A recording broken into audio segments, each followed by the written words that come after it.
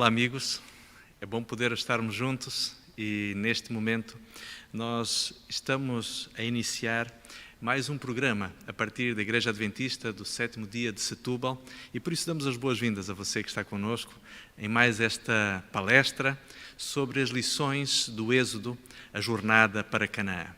O título da meditação desta manhã, ou desta tarde aliás, é um título diferente, é um título que tem justamente o objetivo de mexer com você, de mexer consigo. A 11ª praga do Egito. E você deve estar a pensar, mas não foram apenas 10 as pragas que foram lançadas sobre o Egito? Eu gostaria de lhe propor a análise justamente de algo que aconteceu neste momento para que nós pudéssemos entender a gravidade das circunstâncias em que o povo de Israel se encontrava e, sobretudo, o contexto em que o povo egípcio também estava. O texto para a nossa leitura inicial, e provavelmente você já deve ter aí na sua tela este texto, diz assim, encontra-se em Êxodo capítulo 12, versos 40 e 41, ou mais especificamente o verso 41, diz: E aconteceu que passados 430 anos, naquele mesmo dia, todos os exércitos do Senhor saíram da terra do Egito. Bom, o povo de Israel tinha estado por longos anos no Egito a viver parte desse tempo debaixo de um regime opressivo de escravidão. Nós sabemos, e aqueles que nos têm estado a acompanhar nas últimas palestras, sabem que nem todo o período dos 430 anos foi efetivamente um período de opressão, um período de escravidão. Mas a realidade é que, efetivamente, houve em alguma ocasião um rei que se levantou, e nós temos estado a ver um pouquinho esta questão desde a primeira palestra, um rei provavelmente da 18ª dinastia, um faraó que possivelmente se chamava Tutmoses I, e este rei então ele oprime o povo hebreu, tornando-o escravo. Mais ou menos nesta altura vai nascer também Moisés. E isto leva-nos a perceber que provavelmente o período, e estamos aqui a falar, diríamos assim, de forma hipotética, porque o texto bíblico não entra nesse tipo de detalhes, mas quando comparamos a história e encaixamos naquilo que é a narrativa bíblica, nós podemos entender que possivelmente tenha sido isto que aconteceu. Quando, portanto, o povo de Israel chega ao tempo de Deus suscitar efetivamente em Moisés, o libertador, provavelmente o povo de Israel estaria com quase um século de escravidão. E a gente pode dizer, bom, um século é bastante diferente do que seriam 430 anos, mas a realidade é que para quem está a passar por uma situação difícil, como o povo hebreu debaixo da escravidão egípcia, 100 anos, 80 anos, ainda que fossem 2 anos, ainda assim foi realmente um período bastante difícil e de grande sofrimento para este povo. E você e eu podemos muitas vezes pensar, quando nós estamos com um problema, quando estamos com uma dificuldade qualquer, 1 hora parece muito tempo, um dia parece quase uma eternidade, uma semana então, por vezes, leva-nos ao desespero e à falta de esperança. E imaginem agora tantos anos, várias décadas, em que o povo hebreu efetivamente estava a passar por este tipo de situação, sendo escravizados, sendo oprimidos debaixo de duro fardo.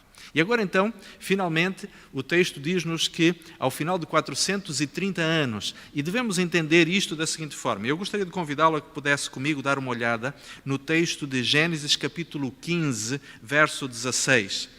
Deus, falando ainda a Abraão, ele faz, portanto, esta afirmação que encontramos em Gênesis, no capítulo 15, no verso 16, quando o Senhor, falando com o seu amigo Abraão, diz: E a 4ª geração tornará para cá. Ou seja, a 4ª geração dos hebreus regressará, portanto, regressaria a Canaã, porque a medida das injustiças dos amorreus já está cheia. Isto leva-nos, portanto, a perceber que, muito possivelmente, os hebreus não estiveram por tanto tempo assim no Egito. Então, como é que teriam sido contabilizados estes 430 anos? Bem, há aqui um aspecto interessante, é que, provavelmente, o que Deus estava a dizer quando falou com Abraão é que desde o tempo de Abraão até finalmente a saída do Êxodo, teriam-se passado então estes 430 anos. Nós não podemos esquecer que Abraão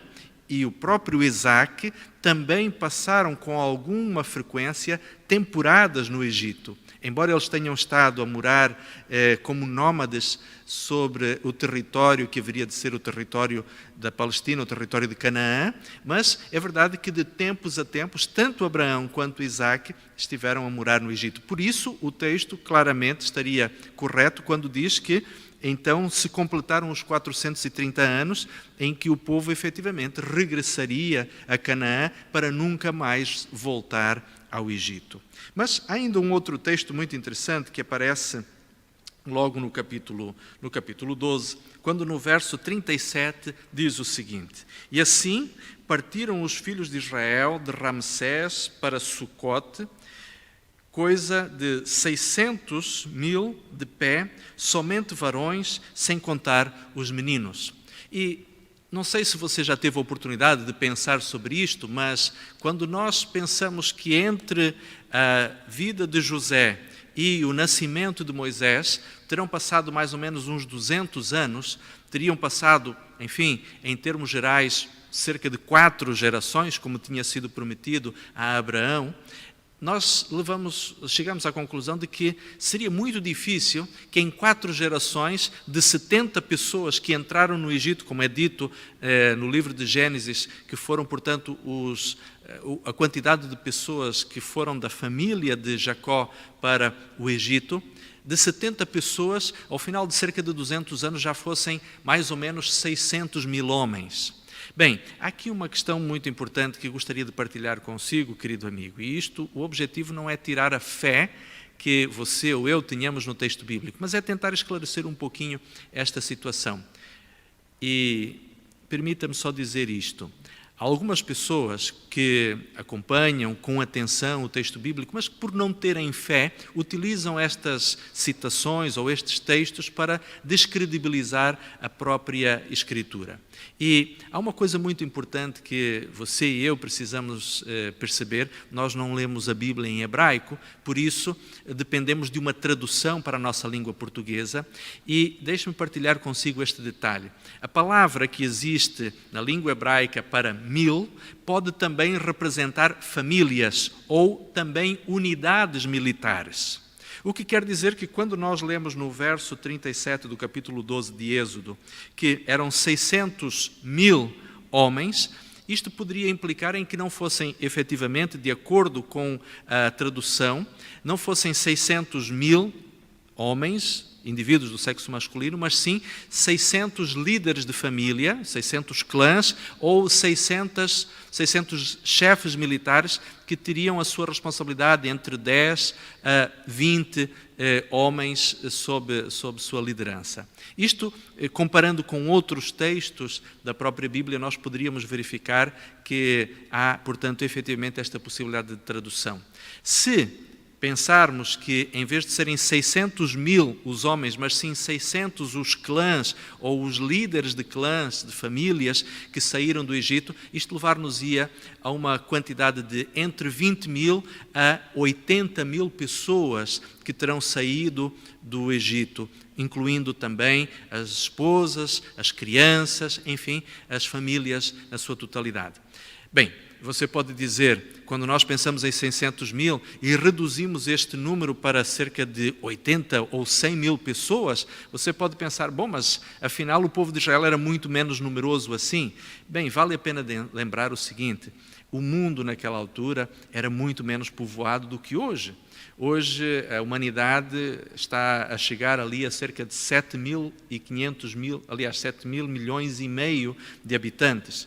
Há alguns séculos atrás, a humanidade era, diríamos assim, de fato, bastante menor. Nós não podemos esquecer que a humanidade, nos últimos 30 anos, mais ou menos que duplicou a população. E nós, desta forma, poderíamos entender que o povo de Israel não seria algo em torno de 1.500.000 indivíduos, ou cerca de 2 milhões, mas sim alguma coisa em torno aí de algumas dezenas de milhares de pessoas. Ainda assim, querido amigo, e não estamos aqui a descredibilizar o texto bíblico de modo nenhum, mas imagine, era um severo e sério problema logístico transportar ou conduzir alguns milhares de pessoas pelo deserto, com todas as implicações daquilo que representa a vida no deserto. Sem dúvida, esta massa de gente a caminhar pelo deserto do Sinai em direção a Canaã, sem dúvida foi um desafio tremendo para Moisés. Mas nós não podemos esquecer uma coisa importante, é que a saída do povo de Israel dá-se num contexto extremamente doloroso para os egípcios. E imagine a dor sentida pelo faraó ao ver o seu primogênito morto. Imagine cada família que teve a dura realidade de constatar o falecimento do seu filho primogênito ou da sua filha mais velha. Há um detalhe muito interessante e gostaria de recorrer novamente aqui à história. Quando nós olhamos para a 18ª dinastia e estudamos um pouco daquilo que foi o reinado de Amenhotep II, que é o rei segundo acreditamos tenha sido o faraó do período do Êxodo, percebemos que o seu sucessor não era exatamente o seu filho, mas sim um sobrinho seu. O que nos leva, portanto, a acreditar que a razão pela qual este faraó foi substituído pelo seu sobrinho se deve ao fato de que o seu primogênito terá morrido na 10ª praga. Mas o Egito ainda não estaria completamente livre de todas estas circunstâncias, haveria ainda de acontecer uma outra circunstância que traria grande dor ao próprio Egito. E agora talvez você possa estar a ver aí projetado o mapa que representa a trajetória do povo de Israel pelo deserto até chegar a Canaã. Portanto, nós estamos ainda, historicamente, a ver a saída do povo de Israel e eles saindo, portanto, de Sucote vão em direção, portanto, à região do Mar Vermelho. Quando nós lemos o texto do capítulo 12, percebemos que Deus escolhe o caminho pelo deserto porque, provavelmente, se eles fossem pela rota mais curta em direção junto do mar, em direção ao território filisteu, provavelmente iriam enfrentar grande oposição, iriam ter logo várias batalhas e isto Deus cuidadosamente protege o povo deste tipo de confronto para que eles não desanimassem e para que a sua chegada a Canaã fosse, sem dúvida, mais facilitada. Deus estava a cuidar do seu povo e agora vai conduzi-los em direção ao Mar Vermelho. Mas nós conhecemos a história e sabemos que é dito, portanto, que a certa altura o povo de Israel começa a perceber rapidamente que existia um cuidado especial do Senhor naquela viagem. No capítulo 13, no verso 21, nós lemos ali o seguinte: E o Senhor ia adiante deles de dia numa coluna de nuvem, para os guiar pelo caminho, e de noite numa coluna de fogo, para os iluminar ou para os alumiar, para que caminhassem de dia e de noite. É interessante que o povo tinha, portanto, esta manifestação da presença de Deus que se fazia manifestar por meio de uma coluna de nuvem que os orientava, inclusive que os protegia da inclemência do sol do deserto, e à noite esta coluna transformava-se em fogo, para não só os iluminar, mas também para, de alguma forma, os proteger do clima frio do deserto. E desta forma, então, vejam que Deus vai conduzir o povo de Israel desta forma, desta maneira, até a um lugar onde estavam entre duas cadeias de montanhas, tendo à sua frente, portanto, o Mar Vermelho. Mas é interessante percebermos aqui uma coisa, é que Deus é que estava a guiar o povo. E quando a certa altura, na retaguarda daquela longa coluna de hebreus que caminhavam pelo deserto, se apercebem que ao fundo estava a aproximar-se o exército egípcio com as suas famosas carruagens de guerra, os seus carros de guerra, eles então o povo fica apavorado. E estes carros eram algo que tinham se tornado nas últimas gerações, nos últimos anos, uma grande vantagem militar que os egípcios tinham na luta contra outros povos. Estes carros eram, por assim dizer, o orgulho do exército egípcio. E agora, quando este conjunto de cerca de 600 carros armados com pessoas muito hábeis, com arqueiros e com soldados bastante preparados para a guerra, vêm em direção ao povo, efetivamente os israelitas temeram pela sua própria segurança. E vamos encontrar o povo a reclamar com Moisés, dizendo-lhe: será que não existiam tumbas suficientes no Egito para nós ali morrermos? Será que tínhamos que vir para o deserto? É interessante. Querido amigo, nós percebemos que o povo de Israel, embora estivesse a ser guiado pelo Senhor com uma coluna de nuvem durante o dia e com uma coluna de fogo durante a noite, embora eles tivessem visto nos últimos meses antecedentes as pragas a caírem sobre o Egito, mostrando efetivamente que quem tem o poder sobre os elementos e sobre a própria natureza é o Senhor, o Deus a quem eles adoravam, naquele momento de provação, em vez deles pensarem no Deus que os tinha até então protegido de forma tão maravilhosa e de maneira tão clara e evidente, agora eles começam a reclamar com Moisés. Mas, querido amigo, pense numa coisa: não sejamos demasiado severos com o povo de Israel. Pensemos que talvez nós também tenhamos muitas evidências da forma como Deus tem cuidado da nossa vida, tem cuidado de nós, tem guiado, por exemplo, a história do cristianismo, como nós vemos diante dos nossos olhos as profecias bíblicas cumprirem-se. Mas ainda assim, quando surgem problemas, nós desanimamos, nós muitas vezes perdemos a fé e nos angustiamos excessivamente. Por isso, querido amigo, quando olharmos para esta história, entendamos que existe na alma humana uma tendência muito peculiar para nós desconfiarmos, nós duvidarmos de Deus. Mas queria ler consigo, querido amigo, aquilo que encontramos no capítulo 14, agora nos versos 13 e 14. Diz ali, Êxodo capítulo 14, versos 13 e 14. Moisés, porém, disse ao povo: não temais, estai quietos e vede o livramento do Senhor que hoje vos fará, porque aos egípcios que hoje vistes, nunca mais vereis para sempre. O Senhor pelejará por vós e vos calareis.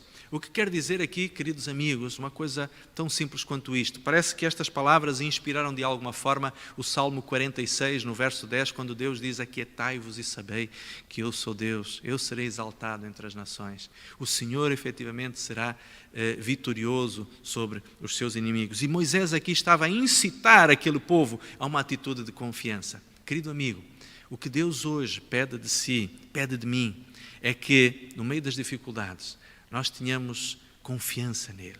Se Ele nos guiou até aqui, se Ele nos protegeu até este momento, certamente Deus não nos vai abandonar. Deus é sábio demais para nos deixar sofrer além daquilo que seja a nossa própria capacidade de resiliência. Deus nos ama demasiado para simplesmente nos destruir debaixo da angústia e do sofrimento deste mundo. Deus propiciou já todos os recursos para que nós possamos aceder à eternidade através de Jesus Cristo, o nosso Salvador. Desta forma, nós só nos resta confiarmos e estarmos disponíveis para deixar o Senhor nos guiar no seu caminho. O verso 20 do capítulo 14 diz: e ia entre o povo, entre o campo dos egípcios e o campo de Israel, e era a nuvem de escuridão para aqueles, e para os israelitas, ou para os hebreus, esclarecia a noite, de maneira que toda a noite não chegou o povo transpor, portanto, o mar que, entretanto, se tinha aberto. E aqui, querido amigo, deixe-me dizer-lhe uma coisa. Deus, mais uma vez, manifesta numa única circunstância, de duas formas diferentes, a sua providência e a sua ação. Se, por um lado, o mar foi miraculosamente aberto para que o povo de Israel passasse. Por outro lado, a nuvem que os estava a guiar agora fica na sua retaguarda a iluminar o caminho, a autoestrada que se abriu entre as vagas do Mar Vermelho, e era esta mesma nuvem, por um lado era luz e por outro lado era uma escuridão densa que emperrava, que paralisava o exército egípcio. E agora repare nesta circunstância. Se Deus precisar, Ele está disposto a abrir um mar diante de si. Deus está disposto a revolver tudo aquilo que são as dificuldades da sua frente para que você possa passar. Se Deus efetivamente desejar, se este for o seu plano, Deus está disponível a fazer isto para você e para mim. Por isso, quando a Bíblia nos diz em Romanos capítulo 8, verso 28, que todas as coisas contribuem para o bem daqueles que amam a Deus. Querido amigo, eu não sei se você que me está a ouvir neste momento está a passar por problemas financeiros, se está desempregado ou se está na iminência de ficar desempregado. Eu não sei se você está a passar por algum problema de saúde ou se tem alguém doente na sua família. Não faço ideia também se neste momento possa estar a falar a alguém que esteja a passar por problemas pessoais, emocionais, em que sinta que as circunstâncias da sua vida o estão, diríamos assim, a encher de angústia. Mas uma coisa é verdade, querido. Deus não vai deixar de mover tudo aquilo que estiver ao alcance da sua onipotente mão para que você possa ser abençoado. Confie tão simplesmente. Confie que o Senhor vai continuar a cuidar de si. E a Bíblia diz-nos que eles atravessaram. Uma noite inteira não foi suficiente para o povo atravessar. Mas quando finalmente chegou a manhã, os hebreus tinham alcançado o outro lado do canal do Mar Vermelho. E agora então, ali da praia, eles têm a oportunidade de ver quando o último hebreu ultrapassa aquela que era a linha de água na praia, então Moisés estende novamente a sua vara sobre o mar e as águas voltam à sua posição original. Entretanto, os egípcios vinham no encalço dos hebreus. A Bíblia diz que as suas rodas, as rodas dos carros, estavam emperradas porque Deus atrapalhou ali o percurso do exército egípcio, que certamente a cavalo poderiam ter-se deslocado de forma muito rápida atravessando o canal. Mas a realidade é que quando as ondas do mar voltam ao seu lugar normal, afogaram, portanto, o exército egípcio. É interessante, querido amigo, percebermos que em momento algum no texto bíblico é dito que o faraó tenha perecido dentro do Mar Vermelho juntamente com o seu exército. Provavelmente o faraó tenha ficado à margem, tenha ficado na retaguarda, acompanhado da sua guarda pessoal e dos seus generais. Mas imagine como foi terrível para este homem orgulhoso, que estava habituado a comandar as suas hostes militares, vê-las agora simplesmente a nata do seu exército, o orgulho da sua nação ser destruído pela ação, mais uma vez, do Deus dos hebreus. O Egito estava completamente depenado em termos econômicos e agora até o seu exército foi destruído naquele lugar diante do Deus dos hebreus. Por isso é que poderíamos dizer muito bem que esta foi efetivamente a 11ª praga. Este homem que, de forma orgulhosa, lutou contra Deus, viu-se obrigado a regressar humilhado ao seu país, à sua capital, ao seu palácio, enfrentar os seus súditos, enfrentar os nobres da nação e reconhecer que efetivamente o Deus dos hebreus era não só mais forte do que os deuses egípcios, como ele inclusive era capaz de pôr completamente de joelhos em atitude, numa situação de absoluta humilhação, a nação mais importante do mundo de então. Isto faz-nos lembrar e pensar um pouquinho como o poder de Deus efetivamente pode susceptibilizar a condição humana. Hoje, você e eu vemos que a economia mundial foi abalada por algo invisível que surgiu no Oriente e que foi gradualmente percorrendo os vários países do mundo. E esta pandemia, na qual todos nós temos ouvido falar tantas vezes e tanto nas últimas semanas e meses, pôs a nu algo tão simples como as fragilidades de uma sociedade que orgulhosamente se considera o ponto mais alto da civilização. Os governantes do mundo costumam dizer com toda a vaidade que a humanidade nunca esteve tão evoluída, nunca esteve tão bem munida de recursos tecnológicos, mas a verdade é que algo que nem sequer é um organismo vivo, um vírus, pouco mais do que uma parte de código genético, mas que invadindo o organismo dos seres humanos, pôs completamente de rastros a economia e inclusive as próprias estruturas sociais. Isto para podermos perceber que Deus, de alguma forma, procura com bondade e até com alguma misericórdia, ao permitir que as circunstâncias mais difíceis venham sobre a humanidade, Deus permite que com alguma brandura estes problemas se abatam sobre a terra. Mas quando o povo de Israel vê o exército egípcio ali completamente destruído, o verso 30 do capítulo 14 diz: assim o Senhor salvou Israel naquele dia da mão dos egípcios, e Israel viu os egípcios mortos na praia. Com o passar do tempo, as ondas traziam os corpos daqueles soldados que tinham sucumbido nas águas do Mar Vermelho. Mas a Bíblia vai nos mostrar uma coisa muito interessante. No capítulo 15, Moisés vai compor um hino, um cântico de louvor ao Senhor pela grande vitória que Ele lhes tinha dado. E no verso 2 e 3, nós vemos uma parte deste cântico que diz: o Senhor é minha força, louva Moisés, e o meu cântico, e Ele me foi por salvação, este é o meu Deus, portanto lhe farei uma habitação. Ele é o Deus do meu Pai, e por isso o exaltarei. O Senhor é varão de guerra, o Senhor é o seu nome.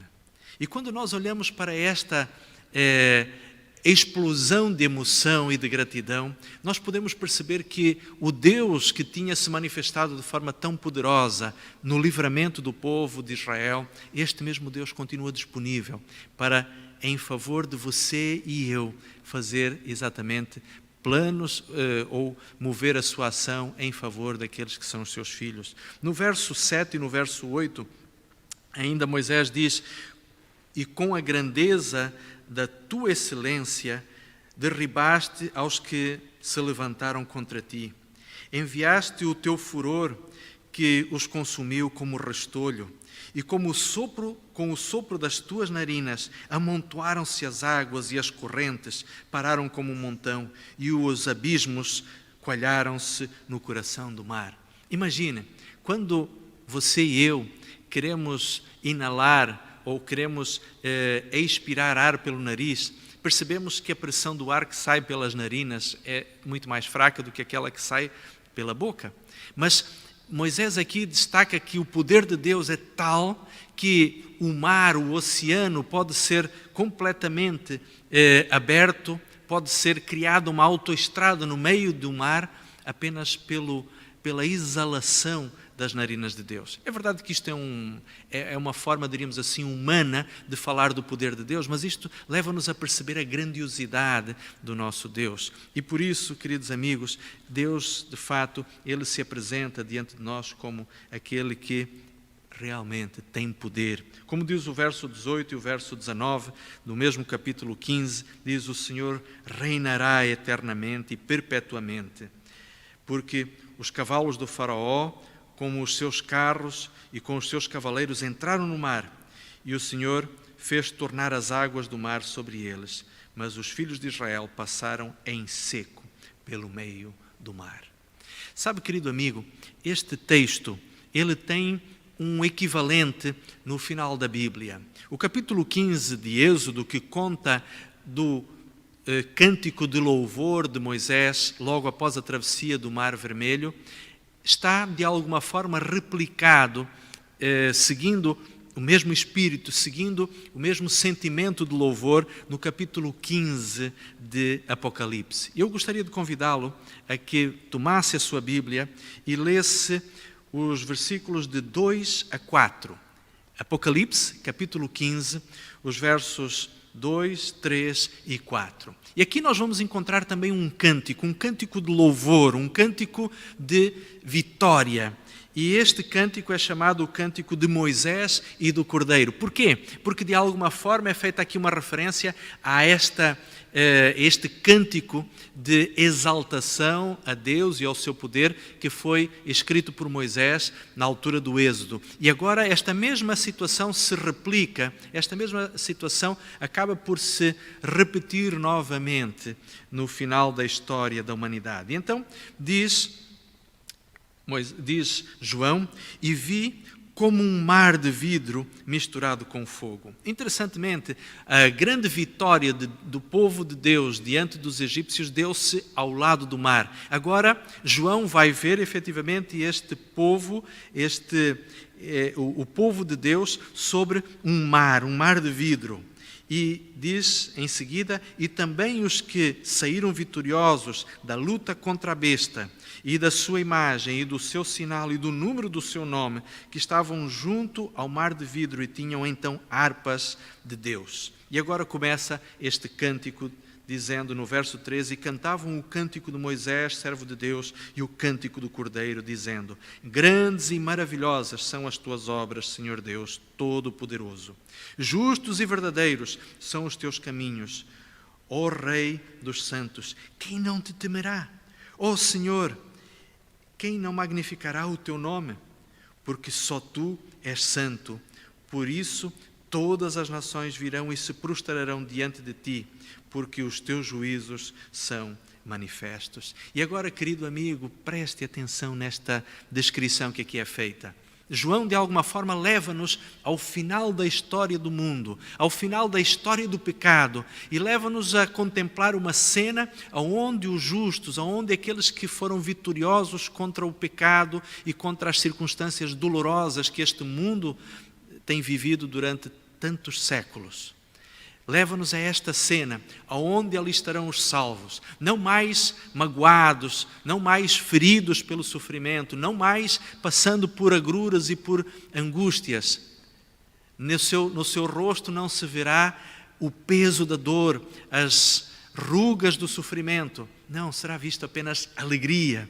E este sentimento que transborda na expressão é igualmente colocado em forma de som, de uma maneira altissonante, através do cântico de exaltação que é levantado a Deus. E querido amigo, reparem uma coisa muito interessante. No livro do Apocalipse, sempre que é feita a descrição de uma cena difícil ou dolorosa, ou sempre que se está a antecipar alguma descrição difícil, alguma coisa que tem que ver com tragédia, com destruição, com desolação, normalmente é inserido como se fosse uma forma de animar o leitor do texto do livro de Apocalipse, uma descrição de louvor, uma descrição de vitória. E você que certamente está familiarizado com o estudo do texto do livro do Apocalipse, sabe que no capítulo 16 começam a ser descritas, portanto, as sete pragas que serão derramadas sobre a terra. À semelhança das 10 pragas do Egito, agora 7 pragas serão derramadas sobre o planeta. Mas para incentivar-nos, para nos dar uma nota de gratidão e uma nota de otimismo, é feita, portanto, esta descrição. Faz-se um salto na narrativa, dá-se um pulo em termos de narrativa da história, para o final da história do pecado, para nós termos a noção que, efetivamente, apesar de o nosso planeta ainda estar para viver momentos difíceis, ainda assim, o Senhor será vitorioso. A Bíblia diz-nos que Deus, no seu grande e fantástico poder, será exaltado diante de todas as nações. E não haverá absolutamente ninguém que tenha dúvida realmente do poder de Deus. Um dia, querido amigo, você e eu, pela grande graça do Senhor, teremos a oportunidade de estar junto à árvore da vida. Quem sabe conversando ali debaixo daquela fantástica árvore, daquela frondosa planta. Teremos a oportunidade não só de contemplar a beleza desta árvore maravilhosa, mas teremos também a oportunidade de recordar como Deus bondosamente nos guiou até ali. Você e eu, talvez, neste momento, olhemos para as circunstâncias deste mundo e sintamos que elas são difíceis. Mas acredite numa coisa. Jesus disse-nos nas suas palavras de encorajamento: no mundo vocês terão aflições. É interessante que Jesus Cristo, nosso Mestre, nunca nos deixou falsas expectativas em relação àquilo que seria a carreira cristã. O mundo haveria de criar problemas e dificuldades àqueles que escolhem estar do lado do Senhor, aqueles que escolhem Jesus Cristo como o Senhor da sua vida. Mas Cristo também disse que, ao termos aflições neste mundo, deveríamos ter bom ânimo, porque Ele venceu o mundo. É interessante também percebermos quando Jesus, agora não no Evangelho de João, mas no Evangelho de Lucas, fazendo referência aos últimos acontecimentos da história da Terra, no capítulo 21, no verso 28, Jesus adverte os seus discípulos dizendo: quando vocês virem todos estes sinais acontecerem, quando vocês virem todas estas coisas sucederem como foi profetizado, ergam as vossas cabeças, porque está perto a vossa redenção. Neste momento, queridos amigos, não é tempo para ficarmos com grandes discussões, com grandes debates filosóficos ou teológicos. Este não é o tempo de estarmos a olhar para o nosso umbigo e a lamentarmos dos problemas que estamos a viver. Este não é o tempo de ficarmos absortos com questões laterais. Este tempo é o tempo de nós nos prepararmos efetivamente para estarmos com Jesus, para recebermos o nosso Redentor. Este é o tempo de trabalharmos também para ajudarmos outras pessoas a que dentro em breve possam elas mesmas também preparar-se para receber Jesus como o seu grande amigo. Este é o tempo de vermos e de testemunharmos a ação de Deus na nossa vida. E a minha oração, querido amigo, neste momento é que, diante dos problemas, nós continuemos a olhar para o nosso Deus com a certeza de que Ele continua poderoso, suficiente para, se for necessário, abrir o mar vermelho diante de nós. Deus continua disponível para agir em favor do seu povo, coletiva ou individualmente. Deus continua disponível para fazer grandes ou pequenos milagres pelo seu povo, de forma pessoal, de forma individual, abençoando cada um daqueles que lhe são fiéis, da forma que cada um de nós necessita. Nós precisamos apenas confiar, precisamos apenas continuar insistindo, confiando no nosso Deus. Querido amigo, eu não sei as circunstâncias da sua vida, não sei que desafios esta semana trará à sua existência. Mas uma coisa posso lhe garantir, em nome do Senhor: aquietai-vos e sabei que eu sou o Senhor. O Senhor será exaltado entre as nações. O Senhor será exaltado na sua e na minha vida. Que Deus o abençoe. É a minha oração. Amém.